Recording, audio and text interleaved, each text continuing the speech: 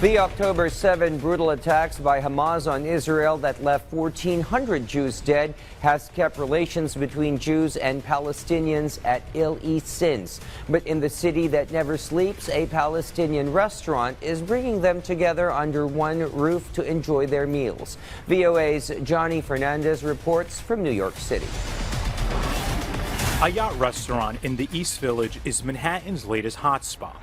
Owner Abdul Ilanani says his restaurant has several locations in the suburbs of the Big Apple, but he always wanted to bring Palestinian cuisine to the heart of New York City.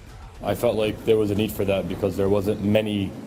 I haven't seen any restaurant that's labeled Palestinian. You'll see Iranian, Persian, Pakistani, Desi, Indian, but never actually Palestinian. But his timing was off. He opened the new location just days after the Hamas attacks of October 7th in Israel. His business experienced a serious backlash online, coming primarily from Israel. The beginning, it was bad. We were getting a lot of hate messages, one-star reviews. Ilanani believes the negative reactions were provoked by an online post he wrote about the situation in Gaza.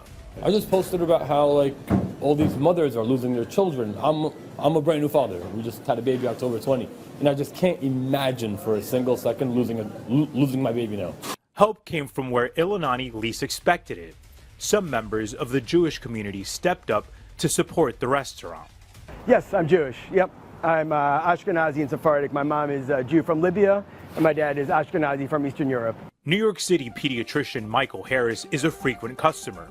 He says he loves the restaurant, although he disagrees with political messages some of its decor might carry. It was a little upsetting, some of the things on the menu. I don't know if you've seen the menu. It says from the river to the sea, which does call for a Palestinian state, from the Jordan River to the Mediterranean Sea, which essentially would dismantle Israel and the Jewish state. So that I didn't love.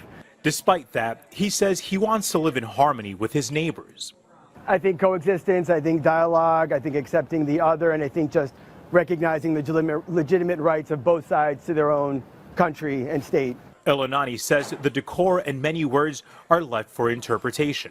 Some people interpret it as a way where it's like kick out all the Jews and just keep it as a full Palestinian state. That was not my interpretation. When I looked it up, it literally meant freedom for Palestinians. Lindsay Weiss is another Jewish New Yorker who says her curiosity to learn more about the Palestinian culture keeps her coming back.